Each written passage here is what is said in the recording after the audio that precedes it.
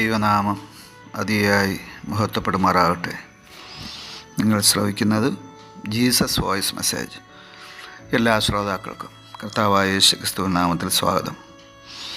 അല്പസമയ ധ്യാനത്തിനായി വിശുദ്ധ മർക്കോസ് എഴുതിയ സുവിശേഷം 10-ാം അധ്യായം 26-27 വാക്യങ്ങൾ വായിക്കുന്നു.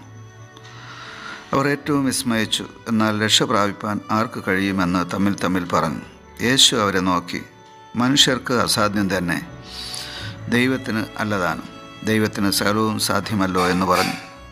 കർത്താവിൽ പ്രിയരെ, നാം വായിച്ചു കേട്ട വിശുദ്ധ മർക്കോസ് എഴുതിയ സുവിശേഷം 10-ാം അധ്യായം 17 മുതൽ 27 വരെ നാം വായിച്ചാൽ ഒരു യുവാവായ മനുഷ്യൻ, നല്ല ഗുരു, നിത്യജീവനെ അവകാശമാക്കുവാൻ ഞാൻ എന്ത് ചെയ്യണം എന്ന് ചോദിച്ചുകൊണ്ട് യേശുവിൻ്റെ അടുക്കിലേക്ക് വരികയാണ്. അതിന് യേശു ആദ്യമായി ഉത്തരം പറഞ്ഞത്, ദൈവം ഒരുവനല്ലാതെ നല്ലവൻ ആരുമില്ല എന്നാണ്.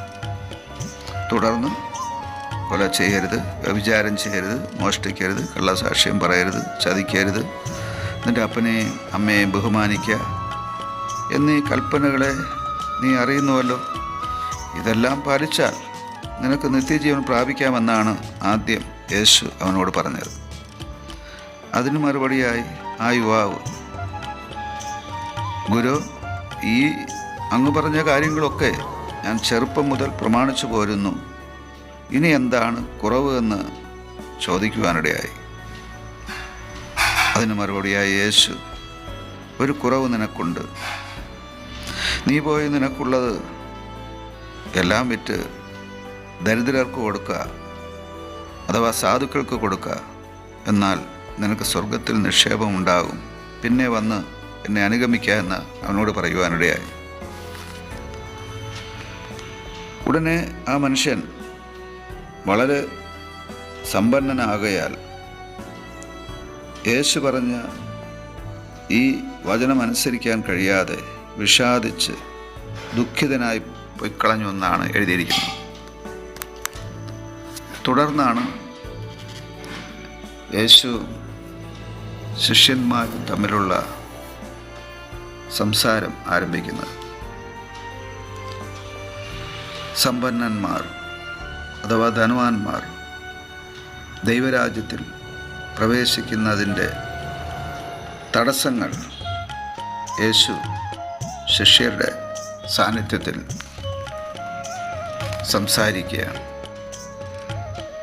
തുടർന്ന് യേശു പറയുന്നത്,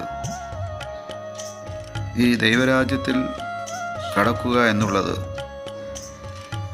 മനുഷ്യർക്ക് അസാധ്യമാണ്, എന്നാൽ ദൈവത്തിന് ഒന്നും അസാധ്യമല്ല എന്നും പറഞ്ഞു വയ്ക്കുന്നു.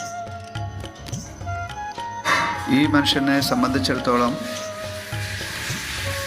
നിത്യജീവൻ കരസ്ഥമാക്കുവാൻ, ദൈവരാജ്യത്തിൽ പ്രവേശിക്കുവാൻ ധനം ഒരു തടസ്സമായിരുന്നു. സ്വർഗത്തിൽ അവന് നിക്ഷേപമില്ലായിരുന്നു. ധനം കൊണ്ട് നേടേണ്ടതായ ചില മൂല്യങ്ങളുണ്ട്. ധനം മനുഷ്യൻ്റെ ഭൗതിക ആവശ്യങ്ങൾക്ക് മാത്രം ഉപയോഗിക്കുവാൻ ഉള്ളതല്ല. പ്രത്യുത നിത്യതയ്ക്ക് വേണ്ടി കൂടെ നാം ധനത്തെ ചെലവഴിക്കേണ്ടതായിട്ടുണ്ട്. നാം വായിച്ചു കേട്ട വേദഭാഗത്ത് നിത്യജീവനെ അവകാശമാക്കുവാൻ എന്തു ചെയ്യണമെന്ന് ചോദിച്ചുകൊണ്ട് യേശുവിൻ്റെ അടുക്കൽ വന്ന മനുഷ്യനെ സംബന്ധിച്ചിടത്തോളം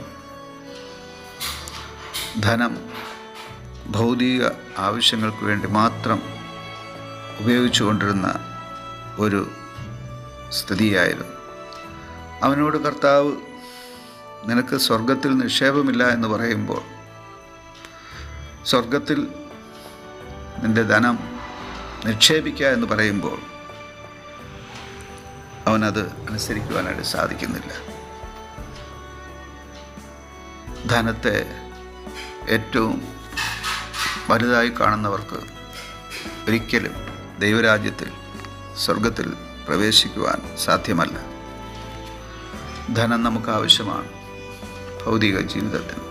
എന്നാൽ അതോടൊപ്പം ഒരു നിത്യത എൻ്റെ മുമ്പിൽ ഉണ്ട് എന്നുള്ള യാഥാർത്ഥ്യം മനസ്സിലാക്കി സ്വർഗത്തിൽ നമ്മുടെ ധനം അഥവാ നമ്മുടെ സമ്പത്തിൽ ഒരു ഭാഗം നിക്ഷേപിക്കുവാൻ നമുക്കിട വരട്ടെ.